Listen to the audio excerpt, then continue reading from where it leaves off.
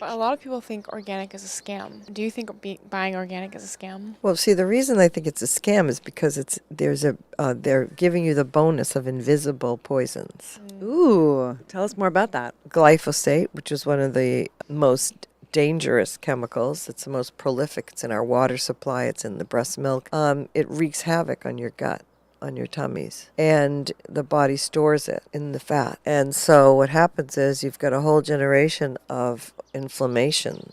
Now, when you eat antioxidants, basically antioxidants are like, this is what I tell the children.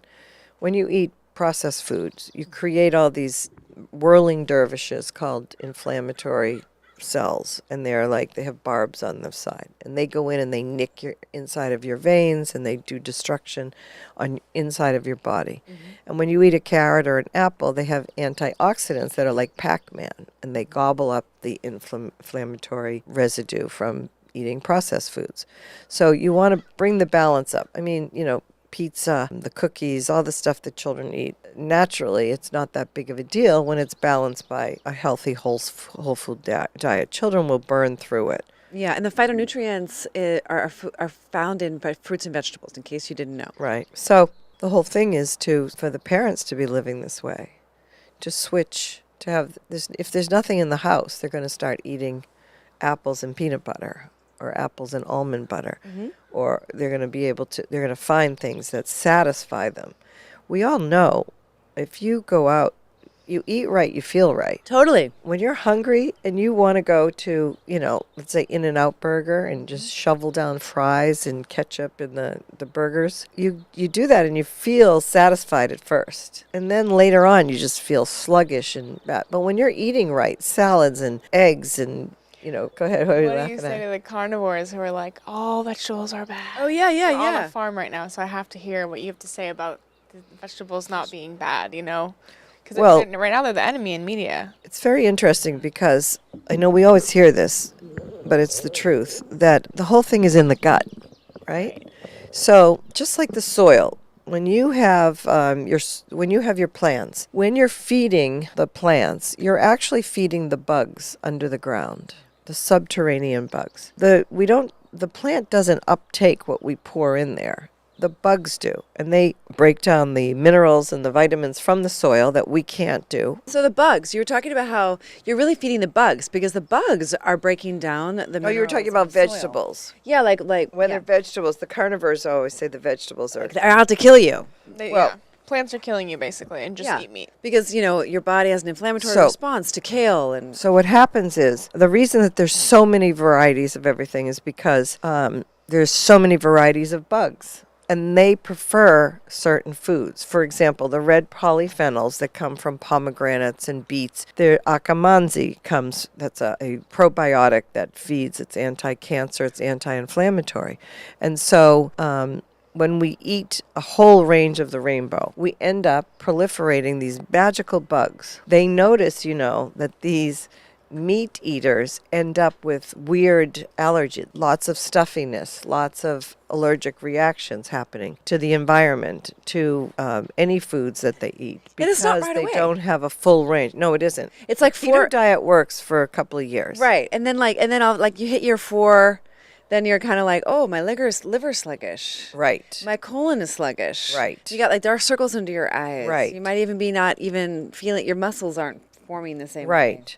And the thing is, what happens is when you start off on the keto diet, you're probably feeling great because you're also eliminating a lot of processed foods that you were eating. Yeah. So you're getting a more pure diet, but you're not getting a well-rounded diet to feed all of the magical bugs that you want to be proliferating.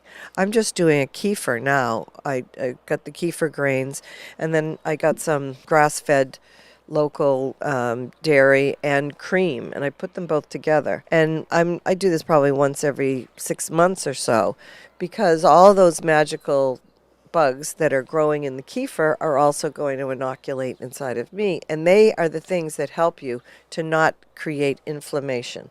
When you eat something and it's, you can't break it down properly, it turns into these excipients and these byproducts that are inflammatory. So the key to life is to decrease the inflammation, because the inflammation takes up so much energy for the body to deal with, and it's the harbinger, the beginning of diseases. So that's what you want to do. Yeah, the phytonutrients are so key. I mean, I've seen it heal thousands of people and reverse diabetes, heart disease, and cancer. And I get concerned that, like the United States of America is so heavily influenced by what they see on social media that that's their go-to. It's like, how else are they supposed to learn about nutrition? Their doctors don't tell them. They don't learn about it in school. Their parents don't know. So they're fighting themselves in a mess. And they disconnect the idea that the circadian rhythms are so powerful and that whole foods could totally change their lives. Like you said, eat right, feel right. It's that simple, actually. Well, and the thing that you have to understand, I think we need to go back to, is intuition as our source. Mm-hmm. I mean, your body knows. It has the intelligence of your generational, your generations. It has the intelligence of where you live. It has the intelligence of the cycle you're in. And so that's the reason to sit quietly every day and be still and separate from the mind. The mind is a bag of tricks. I mean, if you dwell in the mind, you're going to be losing your way. Yeah. And so that's the first primary thing. I would, homes that are quiet, where there's a lot of outdoor activity, going outside, the lights go down at night, there's no screen activity at night, maybe some reading or drawing, or, if you're watching a movie, they have blue light blockers on to protect them so that the circadian rhythm is protected. Basically, we have to go back to the natural cycles. And we think technology has eliminated our need for it, but it's the opposite. I agree with you. I was listening to an interview last night, Penelope, and this doctor was saying that, we need 180 grams of protein a day. That's a lot of protein. I mean, do you think that that's healthy? Well, how does he know? Well, it's like 1 gram per pound of ideal body weight. But how does he know? They're doctors. They're experts. But the thing is, it's like, I think the short term, people may feel better, but long term, if you look at like the bodybuilders, the people who have longevity are not bodybuilders. That's true. The bodybuilders die young. They're people who are like fat Ashkenazi Jews in New York City have one of the longest records of, they're stout little non-athletic people, that's actually performing athlete people. My dad's that type. Yeah. He'll probably live a long Ashkenazi. time. Yeah, we had living that. a long time. Yeah, he is living a long time. He is. It's true. Yeah, but that's our heritage. Yeah, that's great. And so, but the thing is that it's the way we're living. I mean, my parents died of lifestyle diseases, prostate cancer and Alzheimer's. And these diseases were never prolific like they are now. Yeah, my mom died of obesity. Carrie, appendicitis. What is happening to our food system? Seriously, like with all the chemicals and the appealed stickers on our food, and like I know you've seen that where they put like plastic over the skin of like produce just to make it last longer. Why are we doing that? Why is America doing that? Why is American vegetables taste so bad here, but like when I go to Europe, I eat vegetables there and they taste way different? So the proliferation of this madness began in the 50s with the advent of these superhighways that they created because the wars had happened and they wanted to make sure that we had accessibility. And so these giant trucks that come from Florida with deli tomatoes were able to come across the country. So if you're going to be eating from Florida and you need to get it onto the table, it takes 3 to 5 to 8 days. Now you're into a warehouse at LA, then you're onto the Gelson's or whatever stores that it's going into. And so anything that would prolong stop the breakdown of the food is what the food industry headed for. And so we ended up, settling for that. But the food supply systems that they have in Europe, for example, is when you have a farmer's market or you have a little market, they have all of these local farmers, and this is all set up into their economic system. So it is about money. It's been about money. And it's also been about the ignorance of what do they call that? The grab and go, mindset. Yeah, the grab and go. Because it takes time you have to follow your intuition on it. You need to do the juicing and do the natural sourdough breads or know someone who did. Now, Thomas Soak Jefferson. and sprout. Yeah, or John Adams was a farmer. and he loved farming. And when he was 13, he said to his dad, "Dad, I can't wait to be a farmer." And his dad said, "You're not going to be a farmer. You're going to go to Harvard." And so he was totally bummed out. And he was one of the signers of the Declaration. And he spent the rest of his life wanting to farm. And they were really good at apple cider.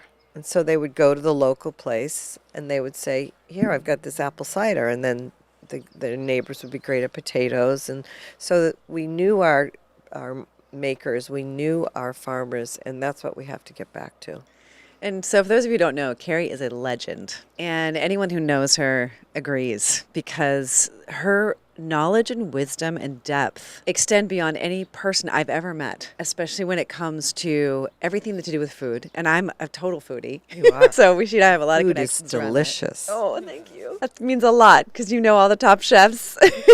And so that means a lot. So Carrie is on, we're on this farm today. It's called did you call it the Malibu Fig Ranch? Well, it's been the Malibu Fig Ranch since 1954. And then our family bought it. Its name is the Sterlings. They've been very good to us. And so it's called the Malibu Fig Ranch at Sterling Farms. Where are the figs? They were burned in the Woolsey fire. So we are bringing them back. We just planted about 25 fig trees, so they'll come back. Okay. And so you have been burned, right? This burned. Yeah, the burn. And then Burn, baby. you speak about it with like levity, but you just keep going, right? Despite the devastation, despite all the things that are happening around you. And what is it that keeps you taking that next step in your life, despite your life being burned down, things happening that, failures, or I don't know if you can call them failures, but things that make life a little bit more challenging. What would you say is the thing that really helps you to take that next step? I mean, I think daily separating from the mind, as I said. Now, when I say the mind, the mental, I mean the thinking, feeling, reacting. If you submit yourself to an understanding that the reason I've been having any difficulty or anxiety is because I've been not doing what I knew was right intuitively.